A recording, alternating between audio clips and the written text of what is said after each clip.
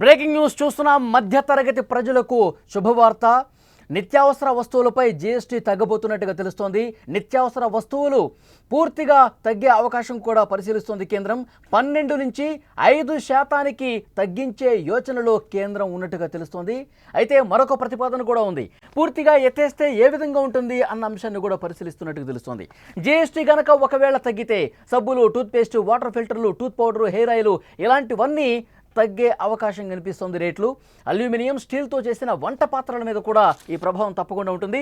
Electric ఇస్త్రీ పెట్టెలు కావచ్చు, గీజర్లు కావచ్చు, వ్యాక్యూమ్ క్లీనర్స్, వాషింగ్ మిషన్లు, సైకిళ్ళు, రెడీమేడ్ దుస్తులు, చెప్పులు ఇవన్నీ కూడా రెగ్యులర్గా మనం ఏవైతే వాడతామో నిత్యావసర వస్తువులు ఏవైతే ఉన్నాయో ప్రతిరోజు ఇంట్లో మనం దుస్తుల దగ్గర నుంచి మన చెప్పుల దగ్గర నుంచి ఇంట్లో వాడుకునే వంట సామాగ్రి నుంచి ప్రతిదీ కూడా రెగ్యులర్గా మనం ఇంట్లో ఏ వస్తువులైతే వాడతామో వాటన్నింటి మీద కూడా జీఎస్టీని తగ్గించే ఆలోచనలో కేంద్రం ఉన్నట్టుగా తెలుస్తోంది. రాబోయే జీఎస్టీ మండలి సమావేశంలో ఈ కీలక నిర్ణయం తీసుకోబోతున్నట్టుగా మనకి సమాచారం వస్తోంది. రాబోయే జీఎస్టీ మండలిలో 56వ జీఎస్టీ కౌన్సిల్ మీటింగ్ జరగబోతోంది. ఆ సమావేశంలో కీలకమైనటువంటి ఈ నిర్ణయం తీసుకునే అవకాశం ఉంది. మధ్యతరగతి ప్రజలకు ఒక శుభవార్త అందించేందుకు కేంద్రం సిద్ధమవుతుందనే వార్త ఇప్పుడు ఆసక్తి కనిపిస్తోంది. అధిక జీఎస్టీతో నిత్యావసర వస్తువులు భారంగా మారగా వాటిని తగ్గించే ఆలోచన కేంద్రం చేస్తోంది. నిత్యావసర వస్తువులపై జీఎస్టీ తగ్గించాలని చూస్తోంది. 12% ఉన్నాయి చాలా వస్తువుల మీద. దాన్ని 5% తగ్గించబోతున్నట్టుగా తెలుస్తోంది. పూర్తిగా ఎత్తేసే ప్రతిపాదన కూడా పరిశీలిస్తున్నారు. ఒకవేళ అదే గనక జరిగితే సామాన్య మధ్యతరగతి ప్రజలకు భారీ ఊరటనే చెప్పాలి. చాలా వస్తువులు చాలా అంటే చాలా చౌకగా దొరుకుతాయి. కేంద్ర ఆర్థిక మంత్రి నిర్మలా సీతారామన్ ఇటీవల ఒక ఇంటర్వ్యూలో జీఎస్టీ రేట్లకు సంబంధించి మార్పులు చేస్తామని ఒక సంకేతం కూడా ఇచ్చారు. ఈ నెలలో జరగబోయే 56వ జీఎస్టీ కౌన్సిల్ భేటీలో దీనికి సంబంధించినటువంటి నిర్ణయం తీసుకోబోతున్నట్టుగా తెలుస్తోంది. ఈ వార్తలు నిజమైతే మాత్రం 12% చాలా వస్తువుల మీద ఉంది. అది పూర్తిగా 5% తగ్గిస్తే 5% జీఎస్టీ పరిధిలోకి తీసుకొస్తే మనం ఉదయం లేచిన దగ్గర నుంచి ఇక మనం రోజువారీ కార్యక్రమాల్లో పనులు చేసుకున్నటువంటి ఏ అయితే వస్తువులు వాడతామో టూత్పేస్ట్ కావచ్చు, పౌడర్ కావచ్చు, ఆయిల్ కావచ్చు, సబ్బులు కావచ్చు, గొడుగులు కావచ్చు, కుట్టు మిషన్లు కావచ్చు, వాటర్ ఫిల్టర్లు, ప్రెషర్ కుక్కర్లు, అలాగే మనం వంట చేసుకునే పాత్రలు, ఐరన్ చేసుకునేవి, గీజర్లు ఇలాంటి నిత్యావసర వస్తువులన్నీ కూడా సైకిళ్ళు కావచ్చు, దివ్యాంగులు వాడేటువంటి వాహనాలు కావచ్చు, ఇలా చాలా వాటి మీద రెడీమేడ్ దుస్తుల మీద కూడా ఈ ప్రభావం ఉంటుంది. ఈ రేట్లు కూడా చాలా తగ్గే అవకాశం కనిపిస్తోంది. జీఎస్టీ తగ్గింపుపై కేంద్ర ప్రభుత్వ నిర్ణయమే కాదు, ఆయా రాష్ట్రాలు కూడా దీని మీద ఆలోచన చేయాలి. ఆయా రాష్ట్రాలు కూడా ఏకాభిప్రాయం కుదరాలి. పన్ను తగ్గింపుకు సంబంధించి జీఎస్టీ కౌన్సిల్ సమావేశంలో ఈ నిర్ణయం తీసుకుంటే సామాన్య పేద మధ్యతరగతి ప్రజలకు ఒక భారీ ఊరట కలుగుతుందని చెప్పాలి. చాలా క్లియర్గా, ఎందుకంటే ఎప్పటి నుంచో ఆలోచన చేస్తూ ఉన్నారు.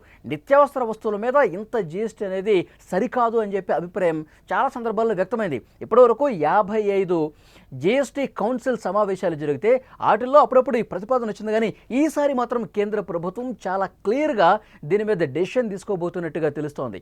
ఎందుకు అంటే ముఖ్యంగా ఈ జీఎస్టీ పరిధిలో నిత్యావసర వస్తువులు ఇప్పుడు 12% ఉన్నవి.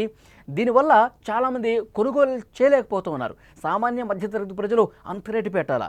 రోజు వాడేటువంటి సామాన్లకు సంబంధించి, వంట సామాగ్రికి సంబంధించి కావచ్చు, మనం వాడుకునేటువంటి వస్తువులు కావచ్చు, చాలా రేట్లు కొంత ఎక్కువగా ఉన్నాయి. వీటిని తగ్గించాలన్న ప్రతిపాదన ఎప్పుడు ఉంది కానీ సీరియస్గా తీసుకున్న పరిస్థితి లేదు. ఎందుకంటే జీఎస్టీ తగ్గితే జీఎస్టీ వసూళ్లు కూడా కొంత కేంద్ర ప్రభుత్వానికి రాబడి తగ్గుతుంది కాబట్టి వేల కోట్ల రూపాయలు కొంత నష్టపోయే అవకాశం ఉంది. కాబట్టి అంత సీరియస్గా తీసుకొని ఆ జీఎస్టీని ఎత్తివేసే ప్రతిపాదన కావచ్చు, లేదంటే తగ్గించే ప్రతిపాదన కావచ్చు, అంత సీరియస్గా దాన్ని తీసుకోవాలా. కానీ ఇప్పుడు ప్రజల కోణంలో ఆలోచిస్తోంది కేంద్ర ప్రభుత్వం. 40 నుంచి 50 వేల కోట్ల రూపాయలు ప్రభుత్వం మీద భారం పడే అవకాశం ఉంది. అయినప్పటికీ కూడా ప్రజలకు మేలు చేసే దాంట్లో భాగంగా ముఖ్యంగా పేద మధ్యతరగతి ప్రజలకు కొంత వెసులుబాటు కల్పించాలన్నటువంటి ఉద్దేశంతో వాళ్ళకి కొనుగోలు శక్తి పెరగాలి. 12 నుంచి ఒకవేళ 5% తగ్గించారనుకోండి, చాలా వరకు రేట్లు తగ్గుతాయి. సో ప్రజలు కూడా కొనుక్కుంటారు. షాపింగ్ మాల్స్లో కావచ్చు, బయట కావచ్చు, నిత్యావసర వస్తువులు వాళ్ళు కొనుగోలు శక్తి పెరుగుతుంది. రేట్లు తక్కువ వస్తే 3 వస్తువులు కొనే చోట 10 వస్తువులు కొంటారు, 4 జతలు కొనే చోట 8 జతలు కొంటారు. ఇట్లా వాళ్ళ కొనుగోలు శక్తి కూడా పెరుగుతుంది.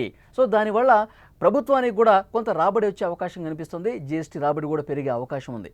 ఎందుకంటే 12 నుంచి 5% తగ్గితే చాలా వరకు ప్రజలకు ఉపశమనం కలిగే అవకాశం ఉంది. సో ఈ కోణంలోనే ప్రభుత్వం ఆలోచిస్తోంది. ఒకవేళ పూర్తిగా ఎత్తేస్తే మాత్రం అది నిజంగా వండర్ఫుల్ అని చెప్పాలి. పేద మధ్యతరగతి ప్రజలకి ఇలా ముఖ్యమైన రోజువారీ కొనుగోలు చేసేటువంటి వస్తువుల మీద పూర్తిగా జీఎస్టీ ఎత్తివేస్తే చాలా అంటే చాలా పెద్ద నిర్ణయం అని చెప్పాలి. ప్రజలకు అతిపెద్ద ఉపశమనంగా దీన్ని భావించే అవకాశం కనిపిస్తోంది. ఇలాంటి నిర్ణయం ఒకవేళ తీసుకుంటే గనక హర్షాతిరేకాలు వ్యక్తమవుతాయి. ప్రజలు కొంత సంబరాలు తీసుకునే పరిస్థితి కూడా ఉంటుంది. మధ్యతరగతి ప్రజలకు ఈ శుభవార్త అందే అవకాశం చాలా స్పష్టంగా కనిపిస్తుంది. మరొక వైపు ఏకాభిప్రాయం ముఖ్యం. జీఎస్టీ కౌన్సిల్ భేటీలో రాష్ట్ర ప్రభుత్వాల పాత్ర కూడా చాలా కీలకం. ఈ డెసిషన్ తీసుకోవాలంటే రాష్ట్రాలు కూడా పూర్తిగా అంగీకరించాలి. ఒక కేంద్ర ప్రభుత్వం తీసుకుంటే సరిపోదు. ఎందుకంటే ఒక నిర్ణయానికి సంబంధించి ఈ సమావేశంలో పాల్గొన్న ఆయా రాష్ట్రాల్లో కూడా దానికి సుముఖత వ్యక్తం చేస్తే ఈ ప్రాసెస్ చాలా ఈజీ అయిపోతుంది. రాష్ట్ర ప్రభుత్వాలు కూడా ఈ రకంగా ఆలోచన చేయాల్సినటువంటి అవసరం ఉందని కేంద్రం చెప్తుంది. ఇప్పటి వరకు జీఎస్టీ కౌన్సిల్లో ఒకసారి ఓటింగ్ జరిగింది. ఇప్పుడు మళ్ళీ ఒకవేళ సానుకూలత ఇతర రాష్ట్రాల నుంచి రాకపోతే ఓటింగ్ చేసే పరిస్థితి ఉంటుంది. ఆ ఓటింగ్లో మెజారిటీ రాష్ట్రాలు కనుక కేంద్ర ప్రభుత్వం తీసుకున్నటువంటి ఈ నిర్ణయానికి అనుకూలంగా ఓటు వేస్తే సో డెఫినెట్గా 4-5 రాష్ట్రాలు ఏమన్నా దీన్ని వ్యతిరేకించినా సరే ఈ కేంద్ర ప్రభుత్వం తీసుకున్న నిర్ణయం అమల్లోకి వచ్చే అవకాశం కనిపిస్తోంది. సో మధ్యతరగతి ప్రజలకు ఒక శుభవార్త అతి త్వరలోనే అందే అవకాశం కనిపిస్తోంది. అధిక జీఎస్టీతో నిత్యావసర వస్తువులు ఇప్పటికు కొంత భారంగా బారిపరుస్తోంది. వాటిని తగ్గించే ఆలోచనను కేంద్ర ప్రభుత్వం చేస్తోంది. నిత్యావసర వస్తువులపై జీఎస్టీ తగ్గించాలని ఎప్పటి నుంచో వాదన ఉంది.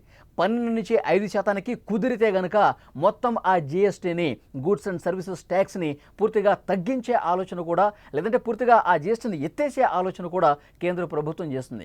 ఒకవేళ ఈ నిర్ణయం తీసుకుంటే చాలా వస్తువులు పూర్తిగా తగ్గిపోయే అవకాశం కనిపిస్తోంది.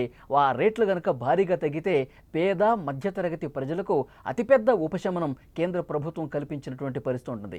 ఈ మధ్యకాలంలో చాలా అంటే చాలా రేట్లు పెరిగిపోయిన పరిస్థితి ఉంది.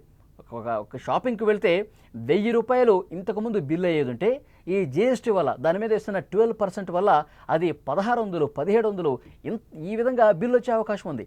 ఇప్పుడు మళ్ళీ ఆ జీఎస్టీని ఎత్తివేస్తే 2000 బిల్ అయ్యే చోట కేవలం 1000 రూపాయలు మాత్రమే బిల్ కట్టే అవకాశం ఉంటుంది. సో అంత భారీ ఉపశమనం కల్పించడానికి కేంద్ర ప్రభుత్వం సిద్ధమవుతుంది. పూర్తిగా తగ్గిస్తే గనక 40 నుంచి 50 వేల కోట్ల రూపాయల భారం కేంద్రం మీద పడ్డప్పటికి కూడా ప్రజలకి, ముఖ్యంగా పేద మధ్యతరగతి ప్రజలకి కొంత వాళ్ళకి సులభతరంగా వాళ్ళ కొనుగోలు శక్తిని పెంచాలన్నటువంటి ఉద్దేశంతో, వాళ్ళ మీద పడుతున్నటువంటి భారాన్ని తగ్గించాలన్నటువంటి ఉద్దేశంతో కేంద్ర ప్రభుత్వం ఈ డెసిషన్ తీసుకుంటున్నట్టుగా తెలుస్తుంది. ఇప్పటికే చాలా వస్తువులు మీరు స్క్రీన్ మీద కూడా చూస్తున్నారు. ప్రతిరోజు మనం అక్కడికి షాపింగ్ మాల్స్కి వెళ్ళినా, చిల్లర దుకాణాలకు వెళ్ళినా జీఎస్టీ తప్పకుండా ఉంటుంది. సో దానివల్లే ఎక్కువగా అవి భారం పడే అవకాశం కనిపిస్తోంది. ముఖ్యంగా ఇక్కడ మనం చూడొచ్చు మళ్ళొకసారి అవి ఏ విషయాల మీద, అంటే ఏ వస్తువుల మీద రేట్లు భారీగా తగ్గబోతున్నాయని కూడా ఒకసారి మీకు చెప్తాను. టూత్ పౌడర్ కావచ్చు, హెయిర్ ఆయిల్ కావచ్చు, సబ్బులు కావచ్చు, నెయ్యి కావచ్చు, టూత్పేస్టు, వాటర్ ఫిల్టర్లు, ప్యూరిఫైయర్సు, ప్రెషర్ కుక్కర్సు, అల్యూమినియం, స్టీల్తో చేసిన వంట పాత్రలు, ఎలక్ట్రిక్ ఇస్త్రీ పెట్టెలు, గీజర్లు, వ్యాక్యూమ్ క్లీనర్లు, వాషింగ్ మిషన్లు, అలాగే సైకిళ్ళు, దివ్యాంగులు వాడే వాహనాలు కావచ్చు, రెడీమేడ్ దుస్తులు కావచ్చు, టీకాలు కావచ్చు, చెప్పులు కావచ్చు, హెచ్ఐవి, హెపటైటిస్, టీబీ డయాగ్నోస్టిక్ కిట్లు కావచ్చు, కొన్ని ఆయుర్వేద, యునానీ మందులు, డ్రాయింగు, కలరింగ్ పుస్తకాలు, రెడీమిక్స్ కాంక్రీటు, ప్రీ ఫ్యాబ్రికేటెడ్ భవనాలు, వ్యవసాయ పనిముట్లు, ప్యాకేజ్డ్ ఆహారం, సోలార్ వాటర్ హీటర్లు, ఇవన్నీ కూడా భారీగా తగ్గే అవకాశం ఉంది. అలాగే సిగరెట్లు, విలాసవంతమైన కార్లు, కార్బోనేటెడ్ డ్రింక్స్, వీటి మీద జీఎస్టీని భారీగా పెంచే అవకాశం కనిపిస్తోంది. ఏవైతే సిగరెట్లు ఉన్నాయో, లేకపోతే విలాసవంతమైనటువంటి కార్లు, కార్బోనేటెడ్ డ్రింక్స్, ఇలాంటివి విలాసవంతమైన వస్తువుల కిందకి ఏవైతే వస్తాయో వాటి మీద జీఎస్టీని భారీగా పెంచాలనేటువంటి ఉద్దేశంతో కేంద్రం ఉన్నట్టుగా తెలుస్తోంది. సో ఒక చాలా మంచి నిర్ణయంగా దీన్ని చూడాల్సిన అవసరం కనిపిస్తోంది. ఈ నెలలోనే 56వ జీఎస్టీ కౌన్సిల్ మీటింగ్లో ఆయా రాష్ట్రాలు కూడా ఇందులో ప్రాతినిధ్యం ఉంది. రాష్ట్రాలు కూడా వాళ్ళ అభిప్రాయం వ్యక్తం చేస్తారు.